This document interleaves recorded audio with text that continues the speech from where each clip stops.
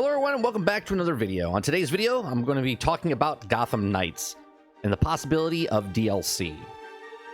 Now, James Gunn just came out with the video today talking about the future of DC Studios called Chapter 1 Gods and Monsters. Now, in this video, he goes over a few things that are working on. Now, he's saying a line about gaming, but games take long time to make. So, what does this mean? Well, they have a few games out or coming out. So, let's get some speculation going on here. Before I get to this, please make sure you share, like, and subscribe, and all of this helps the channel out and helps it grow.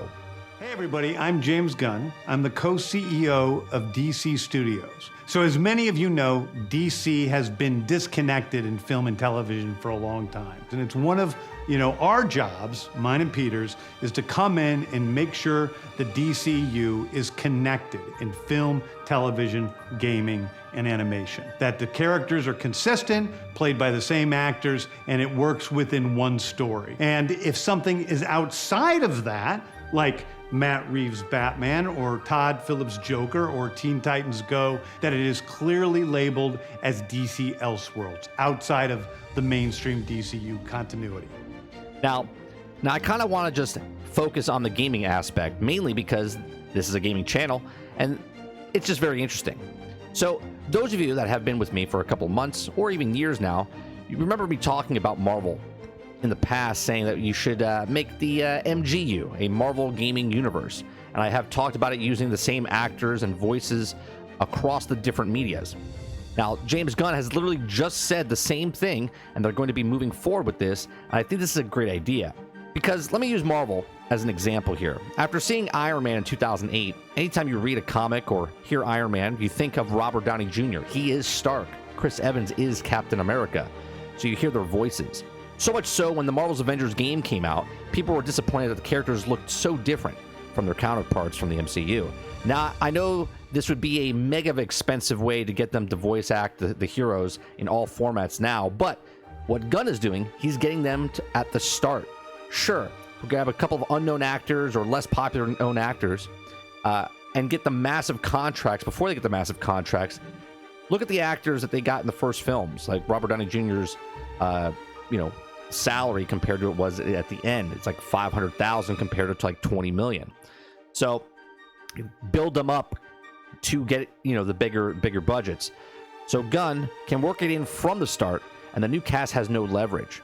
Get paid not until they prove themselves and become a household name, like Robert Downey Jr., Scarlett Johansson, Chris Evans, Chris Hemsworth. And I think one of the reasons he's getting rid of some of the big names and keeping others, but that's a whole nother video on a whole different channel. Now, let's go back to the future of gaming in WB realm. We have Gotham Knights, Suicide Squad, Kill the Justice League, and we have the Wonder Woman game that's being worked on.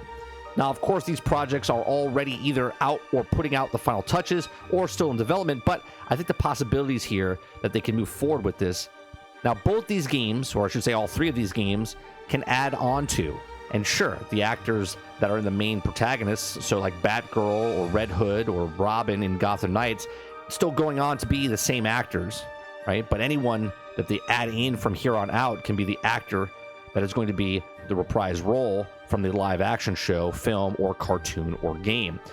So on Gotham Knights show that is coming out, they could add, let's say, Catwoman or Riddler or Bane from the show to the game, and vice versa, if you get what I'm saying. They can start making content from the show in as DLC into the game, and same making content from the game and bring it into the show and to connect the universes. Or it could be too late, and like Teen Titans Go, this game will be on the outside of the main universe and live on the DC Else. Same goes with Suicide Squad, Kill the Justice League.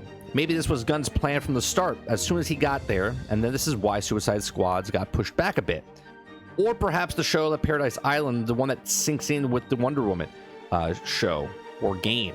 They could do vice versa there as well that is coming out.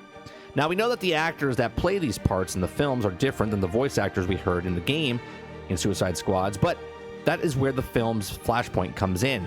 Because the film is going to be switching some heroes and not others, potentially, it leaves it open-ended to switch or not switch the actors that played those roles on the big screen in Suicide Squad's the film, or the TV show, or whatnot. Or the small screen, or in games or animation section. Or it could see DLC for the game that is just single player, so co-op game like in Gotham Knights, they can continue to support it. Now, I don't know, but this does seem like it would be their best interest that the game is already made and they can add DLC to it and they can use it in the upcoming years to cross-promote the shows or the films by adding villains or other heroes into only the game Gotham Knights, but in Suicide Squad's Kill the Justice League and any future game they have planned.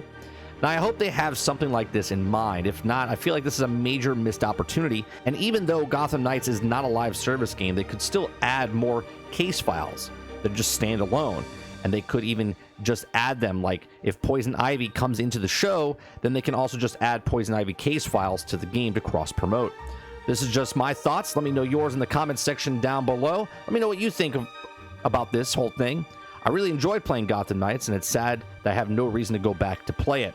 Now, please make sure you share, like, and subscribe. And if you didn't like this video, I do appreciate you watching this long. I'll see you on the next one. Thanks for watching.